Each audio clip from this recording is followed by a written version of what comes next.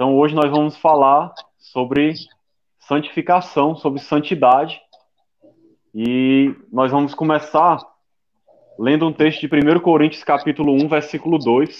Se você puder abrir, nós vamos falar primeiramente aqui sobre o conceito, o que é santidade.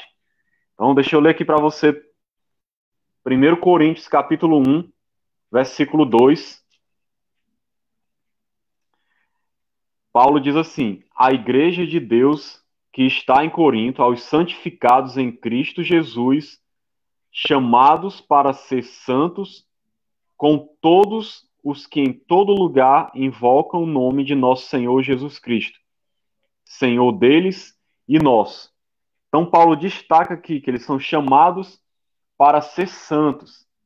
Então, a primeira coisa que a gente precisa compreender, irmãos, é o que significa santidade. Santidade está relacionado com a palavra santo. Santo significa ser separado do pecado para Deus, para viver para Deus. Então é muito importante entender esse conceito. Ser santo é isso, separado do pecado para viver para Deus. Muitas pessoas às vezes confundem, acham que ser santo é ser perfeito, ou algumas pessoas pensam que só é santo aquele que foi canonizado pela igreja, mas na verdade, santo é todo aquele que crê em Cristo, que foi salvo, e aí ele é separado do pecado, e ele inicia um processo de santificação, onde um dia, finalmente, na vinda de Cristo, ele será livre totalmente do pecado. Mas ele está num processo de santidade, de mudança de vida, assim que ele se converte. E esse texto que o Alan leu, já passando aqui mais adiante na mensagem, esse texto de 1 Pedro, capítulo 1, versículo 14 ao 16, ele mostra outra coisa muito importante da gente compreender a respeito dessa questão de santidade, que é o quê? Que a origem dessa santidade é a pessoa do próprio Deus. Ser santo é algo que só é verdade na nossa vida porque nós temos um Deus que é santo.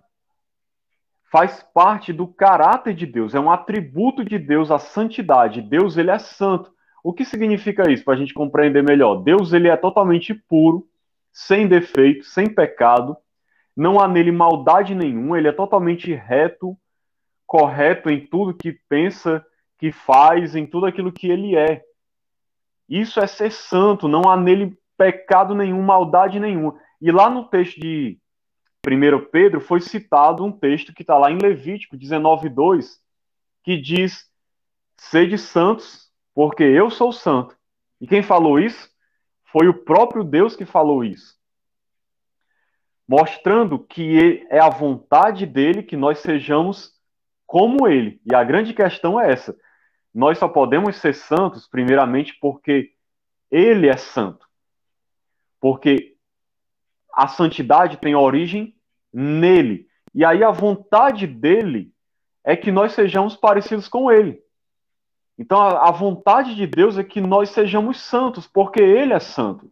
Então, da mesma maneira que ele é separado do pecado, ele quer que aqueles que creem em Cristo, que são o seu povo, a igreja, sejam também separados do pecado, para viver uma vida diferente, uma vida transformada, uma vida santa, uma vida reta, de obediência aos mandamentos de Deus, uma vida onde você a cada dia vai se tornando mais parecido com Cristo. Então, a origem da santidade é a pessoa de Deus, e a vontade dele é que a gente desfrute disso também. Entendendo essas coisas, esse conceito e essa questão de que a santidade tem origem em Deus, vamos mais um pouquinho adiante. E outra coisa importante da gente compreender, irmãos, é que a santidade começa na entrega pessoal a Cristo. Eu vou ler aqui Hebreus 10:14, se você quiser ler também, para me acompanhar aqui. Hebreus 10:14.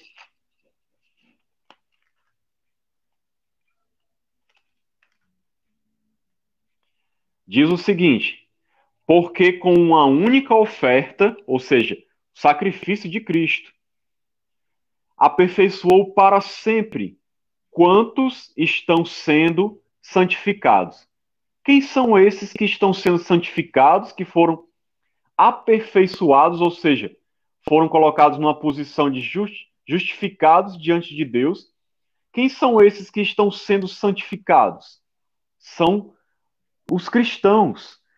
Todo aquele que verdadeiramente crê em Jesus, que se converteu, que o reconheceu como Senhor e Salvador e entregou a sua vida a Ele, essas pessoas, elas foram inicialmente separadas do pecado, ou seja, libertas da escravidão do pecado, e a partir do momento em que elas se convertem, começa, irmãos, um processo maravilhoso na vida da pessoa, que é o que nós chamamos de santificação, que a gente está estudando hoje aqui. Quando você se converte, que o Espírito de Deus vem habitar dentro de você, ele começa um processo de transformação. Isso é maravilhoso, porque é o próprio Deus agindo em você para transformar o teu coração e você ser mais parecido com ele. O desejo dele é mudar o teu caráter, mudar teus pensamentos, teus valores, tuas atitudes, teu jeito de ser, de andar, até mesmo de se vestir, de se comportar, de falar tudo, para que você seja o quê? Santo. E assim você seja mais parecido com Deus. Esse é o processo de santificação. É bom lembrar, para quem está nos assistindo, que isso é algo que acontece na vida daqueles que creem em Jesus, daqueles que confessaram ao Senhor como seu Salvador. Porque o mundo, as pessoas que não conhecem a Cristo, infelizmente, elas ainda estão perdidas, vivendo na escravidão do pecado, longe da presença de Deus, não estão desfrutando de um processo de santificação. Pelo contrário, elas ainda vivem nas trevas, vivem na escravidão e longe de Deus, sem desfrutar da semelhança com Cristo como Deus gostaria. Indo um pouco mais adiante para fechar esse momento, o processo de afastamento do pecado. Isso é a santidade. Processo de afastamento do pecado. Eu vou ler aqui bem rapidinho para a gente meditar em Romanos, capítulo 6, versículo 12, que retrata muito bem essa questão de santidade como sendo afastar-se do pecado. Veja o que diz. Paulo dá uma ordem. Não reine, portanto, o pecado em vosso corpo mortal, de maneira que obedeçais às suas paixões. Olha só, ele está dizendo, não deixe o pecado reinar no seu corpo, para que você o obedeça.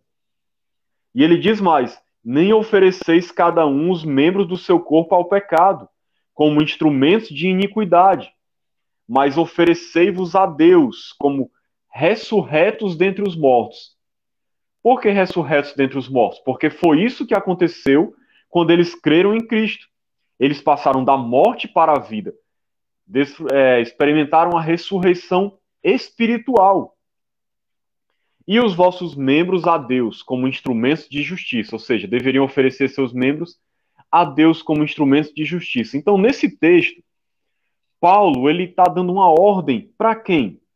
Para os cristãos, para aqueles que agora são santos e que estão nesse processo de se tornarem cada vez mais santos, processo de santificação. Paulo está dizendo, não deixe o pecado reinar na vida de vocês, para que vocês o obedeçam. Por que Paulo diz isso? Porque nós não somos mais escravos do pecado, irmãos. Jesus nos libertou, nos deu uma nova vida. Para quê? Para que a gente viva em santidade, mudança, transformação, processo de santificação. Isso aqui que ele está descrevendo é o processo de santificação, de se separar do pecado, se oferecer a Deus cada vez mais, consagrando-se a Deus como instrumento de justiça. Para finalizar essa parte, deixa eu só dizer uma coisa, né? A gente precisa enfatizar essas coisas, irmãos, na nossa vida, compreender bem isso e principalmente viver isso, porque isso está um pouco fora de moda para muita gente. Muita gente hoje tem o pensamento de que se tornar cristão é simplesmente você frequentar uma igreja, participar de alguns rituais religiosos, ser abençoado, ter algum entretenimento ali, participar de uma comunhão social com as pessoas e viver de qualquer jeito, sem ter uma mudança de vida. E, na verdade, a gente precisa compreender isso, que ser cristão é ser santo, é separar-se do pecado para viver uma vida diferente, consagrada a Deus, em santidade. Então, essa é a vontade de Deus para as nossas vidas e é isso que é santificação. E a Bíblia diz assim, Paulo fala lá em Filipenses, desenvolvei a vossa salvação com temor e tremor. Bem E lembrado, mas olha, no mesmo contexto ele fala, verdade. pois é, mas no mesmo contexto ele fala também que é Deus quem opera em vós tanto o querer como o realizar. Aí nós vemos aquilo que você estava falando, né, antes de entrar aqui na questão do desenvolvimento da salvação, que ao mesmo tempo que nós temos que ter a atitude de buscar essa santificação, nós sabemos que, na verdade, no final das contas, quem produz essa santificação em nós é Deus, né? Nós não temos a capacidade de nós mesmos de produzir essa mudança. Nós a buscamos, nós nos apegamos a Deus, buscando essa transformação, mas sabendo que quem faz a transformação é Ele. É diferente do legalismo. O legalismo são as pessoas querendo seguir regras religiosas, fazem uma mudança exterior, mas não há uma transformação interior, porque o homem não consegue mudar o seu interior. Ele precisa se render a Deus para que Deus faça essa obra na vida dele. Então, como é que a gente desenvolve essa santificação? Existem algumas coisas que a gente pode observar que são princípios de Deus que nos levam a experimentar essa realidade na nossa vida. Nós vemos, por exemplo, lá em João 17, a importância da questão do estudo da Bíblia. Porque Jesus falou na sua oração, ele orou ao Pai dizendo assim: santifica-os na verdade. A tua palavra é a verdade. O que Jesus estava dizendo em outras palavras? Ele estava orando a Deus, pedindo para que Deus levasse os seus discípulos a experimentarem um processo de separação do pecado e fossem transformados. E isso acontecia como? Na verdade. Ou seja, santifica-os na verdade. Era uma coisa que acontecia na palavra, porque a santificação ela está muito atrelada à questão da palavra. Você não pode ser santo sem ser uma pessoa onde a palavra de Deus habita ricamente em você. É necessário, é fundamental, irmãos, ler a Bíblia, meditar, refletir sobre ela. Por quê? Porque a palavra de Deus, ela é viva e eficaz. Ela é mais penetrante do que qualquer espada de dois gumes. E a Bíblia diz que, ela mesma falando de si, ela afirma que ela é poderosa para transformar os nossos corações, como por exemplo lá no Salmo 119, 105, se não me engano, diz: lâmpada para os meus pés é a tua palavra e luz para os meus caminhos. Temos também outro texto que diz: guardei a tua palavra no meu coração para não pecar contra ti. Então, quanto mais nós deixamos buscamos a palavra de Deus para que ela habite ricamente em nós, como diz o texto de Colossenses, na palavra de Deus, essa palavra ela vai produzindo mudança, transformação. Porque a Bíblia, irmãos, para poder passar mais adiante aqui, a Bíblia, ela é poderosa. Quando nós lemos a Bíblia, ela revela, o próprio Deus ali, através da sua palavra, revela quem nós somos, nos convence do nosso pecado e nos leva a desejar uma mudança. e ele mesmo produz essa mudança. É um processo maravilhoso que Deus opera através da sua palavra. Que quem não lê, não estuda, não medita, está perdendo isso. Porque quando não lê a palavra, não conhece quem é Deus, não conhece qual é a vontade de Deus, não experimenta esse poder da palavra e acaba muitas vezes não desenvolvendo a sua santificação como poderia. Outra coisa importante, a comunhão dos cristãos na igreja. Colossenses 3,16 diz o seguinte: habite ricamente em vós a palavra de Cristo. Instruí-vos e aconselhai-vos mutualmente em toda a sabedoria, louvando a Deus com salmos e hinos e cânticos espirituais, com gratidão em vosso coração. Aqui está falando de quê? Fala da palavra que a gente tinha acabado de falar, habite ricamente em vós a palavra de Cristo, e nós vemos aqui também sendo enfatizada a questão da comunhão na igreja, dos irmãos estarem vivendo em união, adorando a Deus, buscando a palavra, louvando ao Senhor, de todas as maneiras, com gratidão no coração. Por quê? Porque é importante a comunhão. Quando nós estamos em comunhão uns com os outros, nós nos fortalecemos na fé, irmãos. O objetivo de Deus, seu desejo é usar cada pessoa com seus dons e talentos para que os irmãos ajudem uns aos outros no crescimento espiritual, para que o corpo de Cristo seja edificado. A Bíblia fala sobre isso também lá em Efésios.